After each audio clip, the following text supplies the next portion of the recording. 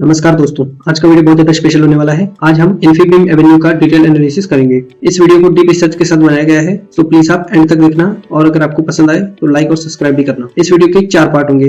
पहला, कंपनी का इंट्रोडक्शन। दूसरा, कंपनी का फाइनेंशियल्स। तीसरा, कंपनी से related latest news and developments. And चौथा और अंतिम, मेरा खुद का कंक्लूजन और इन्वेस्टमेंट को लेकर मेरी सलाह। तो वीडियो आप पूरा एंड तक देखना। चलिए वीडियो को फर्स्ट पार्ट से शुरू करते हैं। अगर हम इन्फीबीम एवेन्यू को देखें तो ये एक फिनटेक बिजनेस दिखता है और इनकी खुद की एक ई-कॉमर्स साइट भी है। फिनटेक में ये मर्चेंट्स के लिए डिजिटल पेमेंट सोल्यूशन पर काम करते हैं। इनके प्रोडक्ट मोस्टली जो एप्स है पेमेंट के लिए, जैसे सीसी एवेन्यू, गो पेमेंट, बिल एवेन्यू एक्सेट्रा। ये कंपनी मर्चेंट्स को पेमेंट एक्सेप्ट करने के काम में है। जैसे अगर आप प्ले स्टोर से इनका टैप एवेन्यू डाउनलोड करके यूज करेंगे तो उसमें कार्ड से पेमेंट एक्सेप्ट होता है डिजिटली। इस कंपनी की प्रेजेंस इंटरनेशनल मार्केट में भी है, जैसे UK, US, Saudi Arabia and UAE. इनका एकमात्र मकसद है बिजनेस ऑपरेशन एंड ट्रांजैक्शन को सिंप्लीफाई करना। ये कंपनी मेनली मर्चेंट्स के लिए है, उनके लिए पेमेंट एक्सेप्ट करने के लिए। इसकी जैसे आपने एक आध और कंपनी सुनी होगी, जैसे कि भारत पे, वो भी मर्चेंट्स को पेमेंट एक्सेप्ट करने से रिलेटेड ही काम करती है। पेटीएम बिजनेस वो भी इसी सेक्टर से है। और इन्फीबीम एवेन्यू जो कि हम देख रहे हैं, ये भी एक फिनटेक में डिजिटल पेमेंट सोल्यूशन के लिए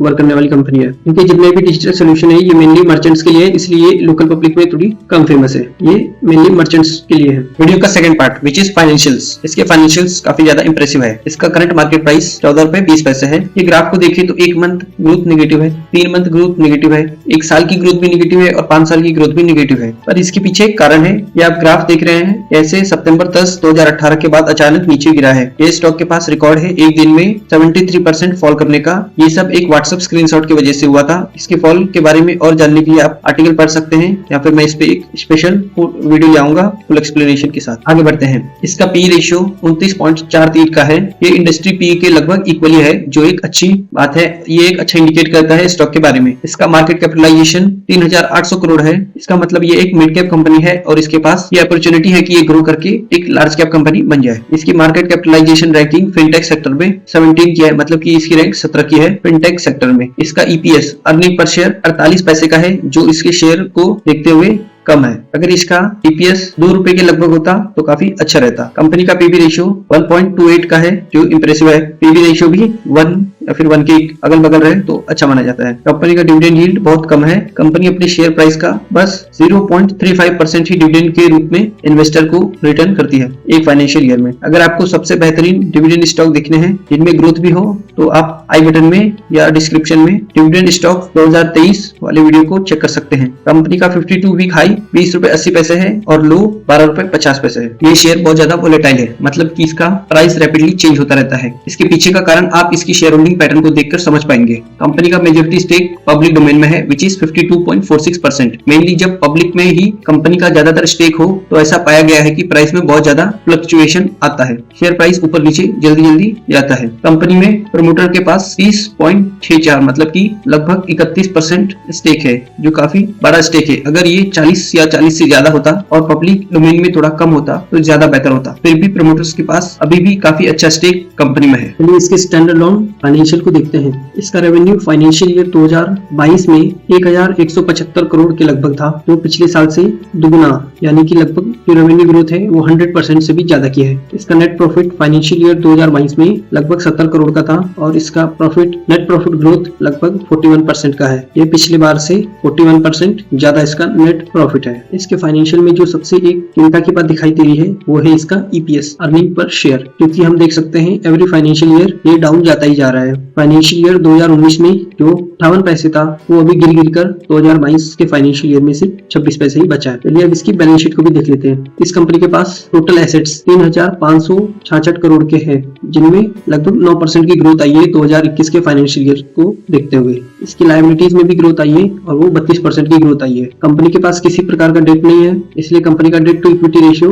0 का है। अब हम आ गए हैं वीडियो के third part which is latest news and development. इस कंपनी को लेके मेनली 2 न्यूज है जो इसकी जर्नी को डिसाइड करेंगे। फर्स्ट न्यूज, आरबीआई ने टोटल 32 फिनटेक बिजनेस को डिजिटल पेमेंट एग्रीगेटर का लाइसेंस दिया है। पेमेंट एग्रीगेटर उन कंपनी को कहते हैं जो कस्टमर और मर्चेंट्स के बीच पेमेंट करने में मध्यस्थता करे, यानी कि इंटरमीडिएटरी बॉडी, जैसे पेटीएम, फोन पे, गूगल पे एक्सेट्रा। इन 32 कंपनी में एक कंपनी इन्फीबीम एवेन्यू लिमिटेड भी है, जिसकी हम अभी एनालिसिस कर रहे हैं। इसका मतलब कि अब इन्फीबीम भी एक डिजिटल पेमेंट एग्रीगेटर है पेटीएम और फोन पे की तरह। सेकंड न्यूज बहुत ज्यादा पॉजिटिव है। हाल ही में कंपनी ने बताया कि इन्होंने 1 मिलियन यानी कि 10 लाख कस्टमर का माइलस्टोन छू लिया है। अब इनके पास 10 लाख कस्टमर है, जिनमें किराने की शॉप, फार्मेसी, ग्रोसरी शॉप, पान शॉप जैसे बिजनेस शामिल है। कंपनी का टारगेट है कि 2025 तक कंपनी के कस्टमर का नंबर 1 मिलियन से बढ़कर 5 मिलियन यानी कि 50 लाख हो जाए। ये लक्ष्य आसान नहीं है, पर अगर कंपनी 50 लाख कस्टमर तक पहुंचने में अगर सफल होती है तो डेफिनेटली ये एक बहुत ज्यादा पॉजिटिव साइन होगा कंपनी की ग्रोथ को लेके। अब हम वीडियो के सबसे इंपॉर्टेंट और लास्ट पार्ट में आ गए हैं, विच इज कंक्लूजन। इस स्टॉक को कंक्लूड करने के लिए पहले एक बार इसके स्ट्रेंथ और वीकनेसेस देखते हैं। स्टॉक की स्ट्रेंथ है,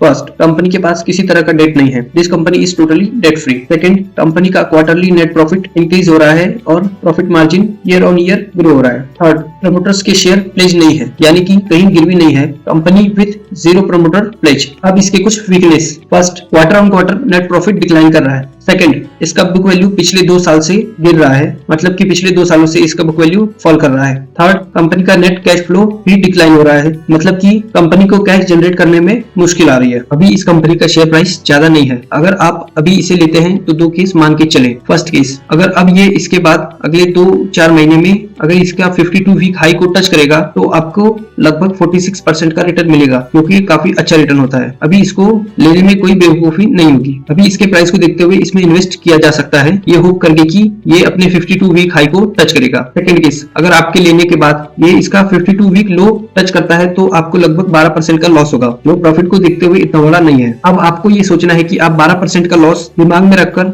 46% का प्रॉफिट के बारे में सोच सकते हैं या नहीं। अगर आप इसमें शॉर्ट टर्म के लिए लगा के 40-45% का रिटर्न लेके निकल जाते तो ये एक अच्छा फैसला होगा। वैसे भी ये स्टॉक वोलेटाइल है, इसमें 52 वीक हाई आने के चांस भी हमेशा रहते हैं। कंपनी के फंडामेंटल्स भी कोई गलत नहीं है। अगर आप इसमें लगाओगे तो ऐसा नहीं है कि आपको बहुत ज्यादा लॉस होगा। मिड कैप कंपनी में ये एक अच्छा ऑप्शन होगा आपके लिए इन्वेस्ट करने के लिए। अगर आप इसमें लगाओगे तो ऐसा नहीं है कि आपके सारे पैसे डूब जाएंगे। इसके फंडामेंटल्स अच्छे हैं तो आप ये होप कर सकते हो कि ये अपना 52 वीक हाई को टच करेगा और आपको अच्छा खासा रिटर्न देगा। कम से कम आप शॉर्ट टर्म के लिए लगा के कुछ अच्छा रिटर्न तो इसे ले सकते हो। इसमें ऐसी कोई चिंता की बात नहीं है। इस ऑप्शन को आप एक बार कंसिडर कर सकते हो। Thank you for watching this video. अगर आपको कंटेंट अच्छा लगे तो प्लीज सब्सक्राइब करें, लाइक करें, हमें आपके सपोर्ट की नीड है। Thank you very much.